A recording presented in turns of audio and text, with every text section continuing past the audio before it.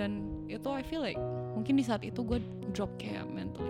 Jadi I went through a lot of weird stuff.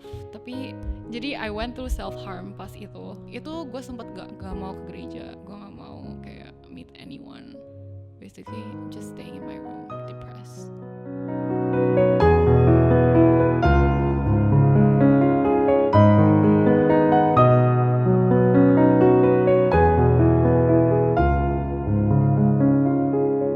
Halo semuanya, selamat datang di Beranda Podcast. Karena di Beranda ada berita baik untuk Anda. Dan sekarang kita di Journey Series. Woo! Yes. Tapi ya tepuk tangannya agak ngecil. Gak apa. Tapi kayak gini, sekarang kita ada kedatangan bintang tamu yang sangat spesial. Joanne! Hai, aku Joanne. Ini bintang tamu kita dari Korea nih. Ace Korean. Nah. Iya. Tapi balik ini Jo, kan ada berapa nih yang gak kenal lo. Coba perkenalin diri dulu dan mungkin biasanya lu bisa ditemukan di gereja kapan dan di mana atau kebiasaan lu sekarang lagi ngapain? Oke, nama gue Joanne, dipanggilnya biasanya Jojo atau Jo. Ya, for short. Karena Joanne kadang suka kepanjangan. Terus sekarang lagi mau masuk year 4 di Yonsei University. Sekarang lagi libur, jadi pulang. Pas lagi libur pulang langsung datang ke tempat podcast Beranda Podcast. Mantap. Gimana kehidupan di Korea? Menarik. Seru Menarik. sih. Seru. Oh ya?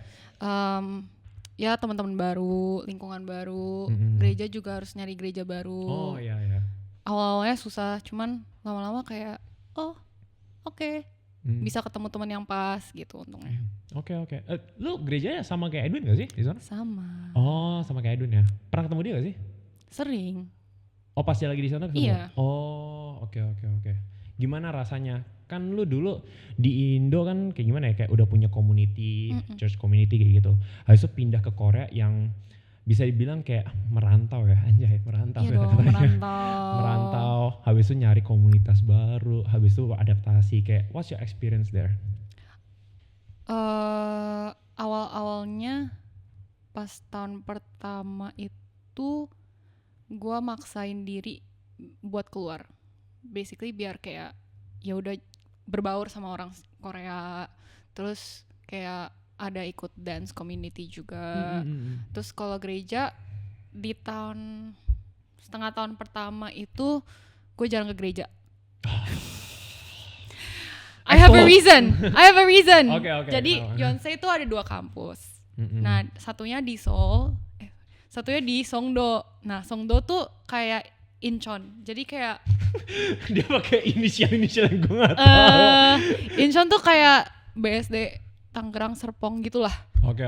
Jadi kayak ke Jakarta ke Seoulnya Jakarta itu kurang lebih 1,5 jam, 2 jam naik kereta. Nah terus gereja jam 11 kan. Jadi basically gue harus bangun jam 8 tiap minggu ke Seoul buat gereja jam 11. Terus gereja 2 jam hahahi pulang udah malam. Nah sedangkan dulu tuh pas tahun pertama banyak banget dance activities. Jadi dance activitiesnya juga di Seoul. Dan latihannya tuh suka hari biasa sama hari Sabtu atau hari Minggu pagi. Kalau misalnya hari Minggu pagi gue bisa lanjut ke gereja. Cuman kalau hari Sabtu jadi gue PP Sabtu buat latihan, yang malam-malam udah capek, terus besok paginya harus bangun lagi. Jadi kayak maafkan ke gereja gitu. Oke. Ya. Terus gimana? Kayak berikutnya apakah masih sama? Kan lu sekarang udah gereja bareng Edwin juga, yang kayak di tempat Edwin juga kan? Itu gimana tuh prosesnya? Kayak berubah kah kayak timeline lu atau gimana? Pas masuk year 2 kan tinggalnya di Seoul, jadi deket banget sama gereja. Oh, oke. Jadi gue gak punya alasan gak ke gereja sih lebih tepatnya. Oke. Kalau ada alasan lagi tuh namanya males. Iya bener. Tapi awal-awalnya gak terlalu gimana ya. Soalnya kan di GKI Pluit dari kecil kan. Basically dari nyokap bokap ketemu di GKI Pluit. Dari bayi, dari di perut nyokap juga udah di GKI Pluit gitu loh. Spesifik banget ya Jo. Oke. Iya jadi kayak ya udah, maksudnya komunitasnya tuh udah ada. Jadi gue nggak perlu yang try hard buat fit in atau try hard buat bikin komunitas sendiri gitu. Sedangkan di sana kan bener-bener yang rantas dari awal, dari nol lagi. Awalnya gue struggle gara-gara nyari teman yang pas, susah. Terus kayak jadi di community gue tuh di gereja, jadi ada kayak youth college community. Youth college community. Iya, sama yang adults. Ya udah yang kayak CC biasa gitu loh. Jadi kita kan punya kayak cell juga kan. Nah, cell groupnya itu kalau college community kita tuh karena banyak exchange students, karena international church gitu loh. Jadi banyak yang kayak cuman datang 6 bulan terus pergi. Datang pergi. Turnovernya tinggi ya. Iya. Dan sedangkan tuh gue butuh orang-orang yang kayak stay gitu loh. Tapi emang akhir-akhirnya gue lebih dekat sama orang-orang yang kayak adults-nya gitu loh. Karena mereka stay. Karena mereka orang-orang yang bakal lama tinggal di situ. Oke. Actually make sense sih, karena waktu gue di Guangzhou juga ya banyak turnover mahasiswa ya gitu. Itu tinggi banget karena ada. Kalau gue gak tahu ya di Korea sama atau enggak, karena kalau di China itu biasanya orang datang buat belajar bahasa doang. Jadi setahun belajar bahasa pulang, setahun belajar bahasa pulang kayak gitu. Jadi kayak yang datang cuma setahun bye-bye, setahun bye-bye kayak gitu. Tapi yang ambil S1 itu baru tuh yang constant di situ selama 4 tahun. Pelayanan bareng, retret bareng kayak gitu. Di situ juga sama di Korea? Sama, banyak yang exchange sama bahasa sih. Oh exchange berarti kayak cuma berapa bulan doang bahkan ya? Nggak nyampe setahun bahkan ya? 3 bulan, 4 bulan. Oke. Terus gimana kayak prosesnya kayak kan lu bilang susah nih nyari komunitas, kok bisa dapat komunitas gitu akhirnya? Ya akhirnya untungnya setelah 2 tahun lalu, mulai dari semester kemarin deh, jadi awal tahun ini itu gue ketemu dengan orang-orang yang ternyata mereka 4 years di Yonsei juga. Oh baru ketemunya sekarang? Baru ketemunya sekarang. Jadi mereka baru habis cuti gitu loh. Jadi habis cuti kuliah baru balik ke Korea. Kok bisa cuti kuliah? Bisa dong. Kayak cuti berapa tahun gitu? Iya, misalnya kayak cuti 2 semester gitu. Jadi kayak dari awal gue di situ tuh nggak ketemu. Okay. Terus mereka juga kayak baru balik lagi. Jadi pas banget ketemunya mereka. Dan satu kampus basically. Jadi satu kampus ya. Jadi karena satu kampus, jadi sering makan bareng. Kan jadwal kelihatan kan. Tapi gereja bareng juga? Gereja bareng. Gereja bareng. Berarti lebih banyak momen bareng mereka juga gitu ya? Nice kayak gitu. Terus gimana kayak dari semua proses perjalanan lu di Korea kayak gini nih, struggle-nya lu kayak gimana?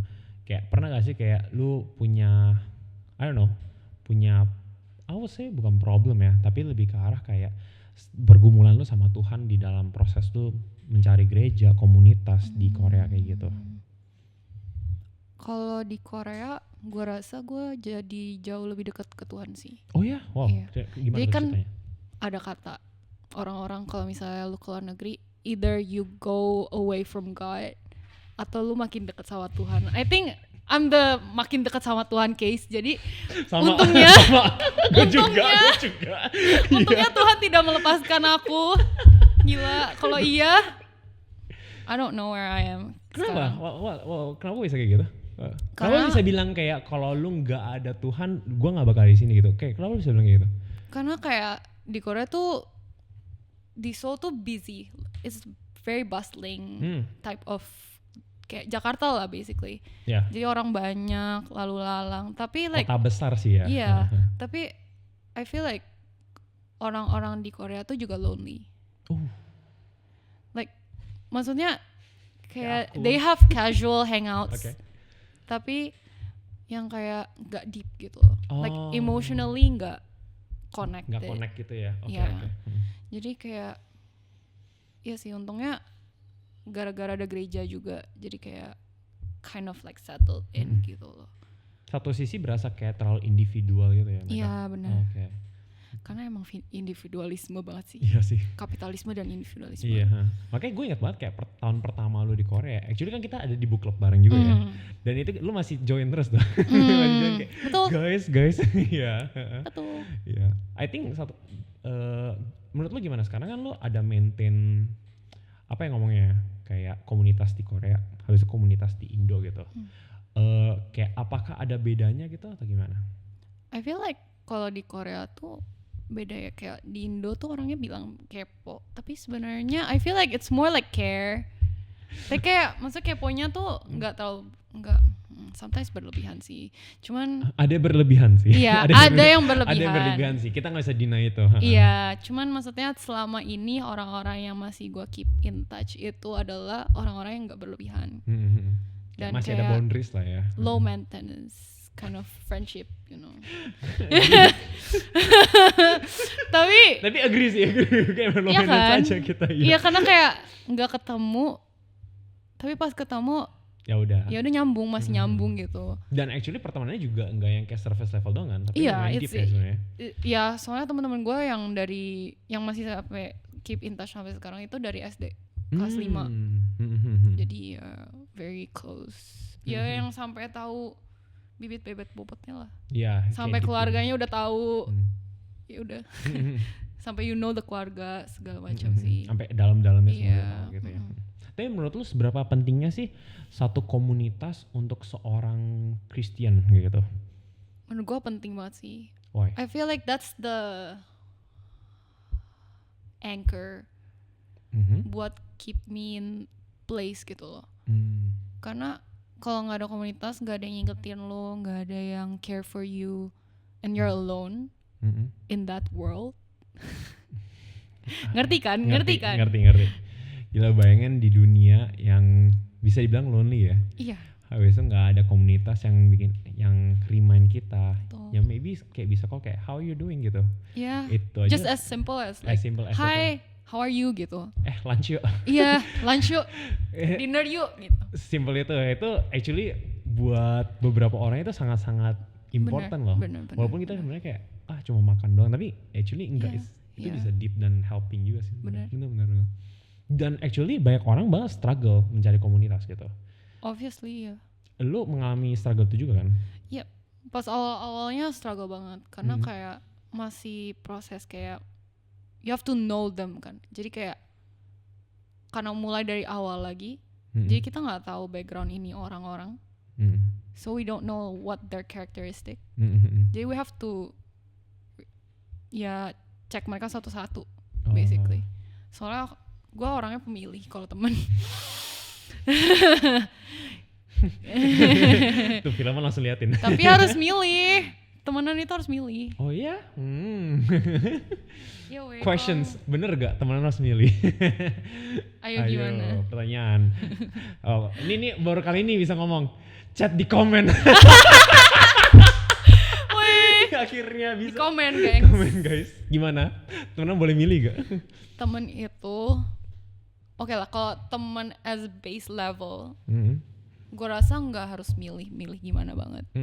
Cuman if you're into like deep friendships, itu harus milih. Soalnya gue rasa kalau udah beda visi misi dan segala macam itu, kayak lu ngomong pun juga nggak connect.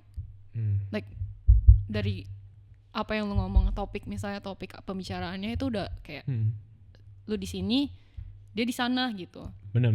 Iya kan? Gue agree. Iya kan? Dimana kalau emang visinya udah beda pasti bentrok. Cara pemikirannya nggak sesuai gitu. Udah enggak. Dan udah ekspektasi kita dia beda. menjawab apa pasti beda gitu. Kayak kayaknya lo harusnya bisa menjawab yang lebih better than that kayak gitu kan. Kayak gitu. Sometimes mikirnya kayak gitu juga sih. Benar. Mungkin tuh kalau deeper level ya kayak gitu ya. Yes. Tapi kalau misalnya kayak teman like casual friends, ya temenan sama siapa aja. Cuman kayak be careful on like the boundaries dan segala macam. Menurut lo boundaries yang perfect itu gimana? Gak ada way. Hah? Gak ada? There's no perfect. Gak ada kata perfect. Enlighten me coba. Maksudnya kayak gimana? Kayak menurut gua ada satu sisi kayak oke, gua tau lah nih boundaries yang oke gitu. Actually gue nggak pernah mikir sih, kayak yaudah gue orangnya lebih pakai feeling. Jadi kayak if I click with this person, klik aja gitu. Tapi kan ada orang-orang yang kayak emang nggak bisa nyambung aja. Jadi gue nggak maksain juga sebenarnya. Jadi kayak And I'm not stressing about it too, karena kayak emang orang kan beda-beda. So they have their friends, I have my friends. Ya udah, emang nggak bisa connect. Ya udah. So what? Toh manusia di sini banyak kok. Tetap care sama mereka. Iya, obviously. Tapi kalau untuk mungkin emang dianya nggak mau ya jangan dipaksa gitu kan. Iya. Oke, make sense. I think that make sense sih. Karena gue melihat kayak gini sih, gak hanya di luar negeri ya, bahkan kayak di Indo aja atau dimanapun gitu, mencari satu komunitas itu sangat susah gitu. Apalagi komunitas yang Christian ya, dimana kayak datang itu benar-benar bisa nanya tentang gak hanya kondisi loh, tapi ngomongin tentang kayak how are you spiritually gitu kan, sebenarnya kayak gitu. Betul. Dimana bisa negur kayak mau doa gak atau gimana something like that, kayak gue mau doain gak gitu. Itu suatu hal yang mungkin buat kita sometimes menyepelekan itu ya. Cuma actually itu something yang important kan sebenarnya. Dan it's really hard to find yang tanda petik benar-benar community yang deep kayak gitu. Yang benar-benar care. Yang benar-benar kayak pengen tahu, pengen lu thriving, pengen lu good in spiritually juga kayak gitu kan. Dan di situ bahkan apalagi ke luar negeri gitu. Itu something yang mungkin beberapa menti-menti gue juga ngerasain itu kayak takut nih ke luar negeri, ntar kayak gimana kayak gitu. I think itu suatu hal yang lumayan scary for a lot of people kayak gitu. Oh iya. Lu juga ngerasain tuh? Tapi gue lebih kayak udah pasrah sih pas mau ke luar negeri. Kenapa pasrah? Jadi ceritanya tuh kan gue gap year. So abis SMA itu pun lulusnya pas corona. Waduh. COVID. So you guys know my age. Iya, jadi lulusnya pas corona. Terus I moved sekolah itu dari TK sampai SMA tuh pindah 3 kali. Oh oke. Jadi 4 kali.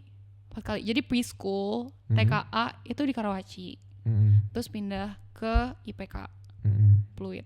TKB sampai kelas 4. Oke. Naik kelas 5 gue pindah lagi ke Karawaci. Oke. Awalnya mau homeschooling tapi gak dibolehin.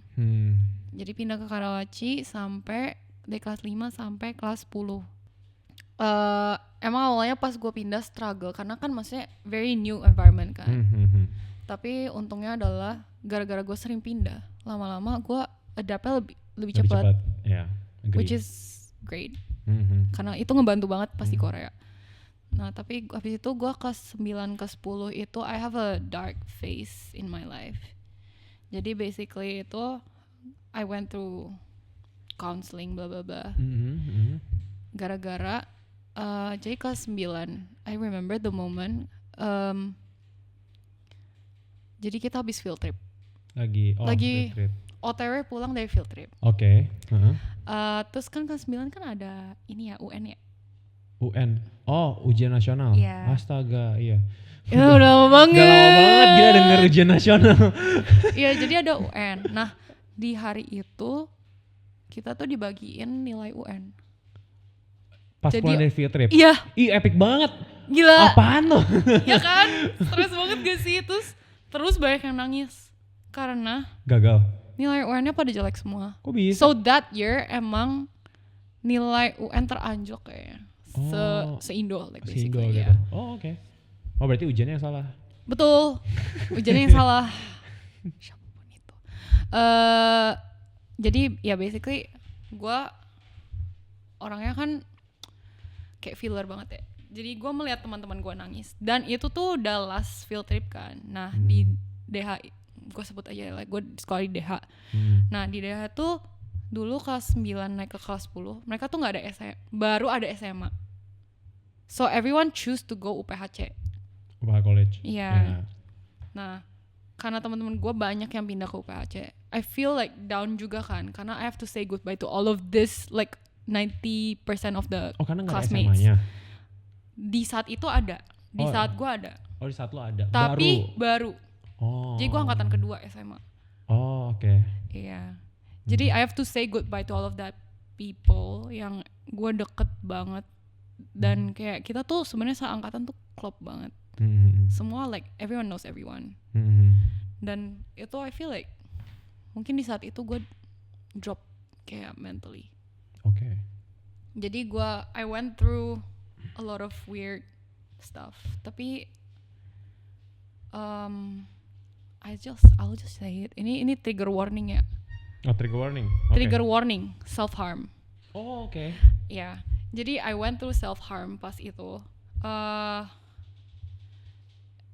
I think it's also influenced by the series that I watch. Kayak maksudnya film-film yang gue nonton. Nonton apa? Do you know 13 Reasons Why? No, oh my gosh, Hannah Baker. Iya, itu kan very dark ya Actually sebenarnya. very dark sih, ya. Dan gue kelas 9 saat itu. Oh. Dan di momen yang bersamaan dengan kayak after that result keluar, terus udah like our last like farewell blah blah blah. Terus jadi gue kayak wing gitu. Itu gue sempet gak mau ke gereja, gue gak mau kayak meet anyone. Basically just staying in my room, depressed. Iya sih, tapi untungnya Tuhan give me few people yang kayak baik yang mau bantu di sekolah. Kayak I went through counseling dari sekolah dulu sebenarnya. Jadi dari sekolah terus disarankan untuk journaling. So I went through journaling juga. Nah, tapi pas journaling, so like my journal kan selalu I bawa kemana-mana kan. Di my backpack. Nah, terus dulu tuh tiap minggu tuh my mom datang ke Karawaci. Oh, okay. And then one day dia ngebaca my journal. Oh my god. Terus it's me saying all of the depressed stuff gitu loh. Oh, oke. Okay. Iya, terus gara-gara itu dia bawa gue ke counselor yang psikolog professional. Oke. Okay. Ya, from that point udah menjauh baik sih. Oke. Okay. Yeah. So like ya gara-gara itu. Tapi pas itu sih gue merasa kayak I don't think I can hear God's word or any presence gitu loh. Tapi I guess he's there. Kalau dipikir-pikir sekarang he's there because like ya dia send people like yang bisa bantu gue gitu. Yeah. Tapi ya maybe like Joanne being like how old? Berapa sih? 15? Yeah. 14, 15? Ya kayak no, God is not here gitu loh. Like terus not even any ini kayak orang gereja nggak ada yang tahu. Okay. No one knows about this. Yeah, no one knows about this di gereja. Jadi ya like at that point juga gue nggak mau yang cerita gimana kan. Soalnya kayak going through counseling itu like it's still kind of taboo di society ini, ya gak sih? Well, dulu sih. Dulu kan? Dulu. Iya. I mean, tapi sekarang I cannot deny. Iya kan? Kayak lo pergi konseling, bilang kayak lo gila emang apa gitu. Iya. Ya. Jadi I still have like sekarang kayak udah enggak sih I think. Iya, pas itu kan masih kayak tabu. Jadi gue masih kayak takut juga buat mengekspos itu ya. Iya. Tapi ya, well it ended well, so I'm here. Ya, itu penyertaan Tuhan sih sebenarnya. Iya. Yeah. Actually gue relate banget. Fun fact, trigger warning juga. Kita mengeluarkan trauma-trauma. Gue juga sempat mau suicide dulu, dan itu at that time gue nggak ada siapa-siapa di situ. Tapi gue di situ ngerasain kayak emang Tuhan ngobrol sama gue. Kayak Tuhan benar-benar kayak manggil gue gitu kan. Kayak Fred, lu mau suicide kayak gitu. Lu tau lo Judas Iscariot kemana? Better sekarang lu get back and pray gitu. Kayak benar-benar gue ditegurnya seperti itu sih. Dan jadi gue banyak banget kayak relate sama beberapa orang yang self harm dan trying to suicide and all kayak gitu. Jadi gue lumayan ini sih kayak I kinda relate with that gitu. Posisi depressed and all segala macem, gue actually happy banget sih ketika lu akhirnya pergi ke profesional, do journaling and all kayak gitu. Kenapa? Karena gue juga. Counseling bukan alasan. Trauma bonding guys. Ini trauma bonding. Iya loh. Trauma bonding. Let's go. Iya. Jadi suatu hal kayak kita pergi counseling atau gimana gitu, I think we should normalize that sih satu sisi. Jangan sampai karena kita prideful, takut dijudge orang, kita nggak mau kayak gue gila ya, masa gue ke konselor gitu sama macam kayak no, emang sometimes ya if you need it ya you need it gitu. Sama gitu. aja kayak sakit. Iya, kayak sakit. You gitu. batuk pilek ke dokter. Iya, ke dokter. Sama aja kan gitu kan. Kayak mental juga bisa sakit gitu kan. Iya, satu sisi gitu. Dan it's not wrong gitu. Bukan berarti kayak wah berarti lu enggak bersama Tuhan nih kayak gitu. Enggak gitu juga gitu. Enggak gitu. Iya, sometimes ya kita emang cannot understand that gitu. Dan kita need people to understand that gitu. Jadi satu sisi gue bakal bilang kayak lu enggak sendiri. Yes. Dan gue actually tahu. You guys enggak sendiri. Dan gue actually tahu banyak banget yang gue bakal bilang di gereja kita ya, yang sebenarnya juga lagi mengalami hal yang sama, cuma mereka diam. Dan mungkin ada beberapa yang kayak share sama gue, ada beberapa yang nggak share sama gue, dan mungkin yang lagi nonton juga mungkin nggak share it juga ya. But one thing for sure, you're not alone, right? Ya, di sini ada bukti nyata, 2 orang trauma bonding. Trauma bonding guys. Trauma bonding. Lucu banget trauma bonding. Tapi kayak gitu, itu satu sisi emang I think yang gue menarik banget dari ceritanya lo itu dimana kayak lo bilang kayak at that time kita berasa Tuhan tuh nggak ada. Tapi setelah kita lewat in the future, sebenarnya Tuhan taruh orang-orang dalam kehidupan kita. Dan itu suatu hal yang mungkin at that time kita nggak bisa lihat. Tapi sekarang ketika kita udah lewatin kayak oh ya back then ternyata banyak loh yang temenin kita kayak gitu. Tapi gini nih, lu bisa lihat di sini yang lagi nonton juga mungkin punya apa ya struggle yang sama. Mungkin ada yang lagi mencari komunitas sebagai anchor mereka, atau mungkin sekarang lagi berusaha untuk keluar dari that thought of self harm gitu. Lu ada advice gak atau encouragement buat mereka?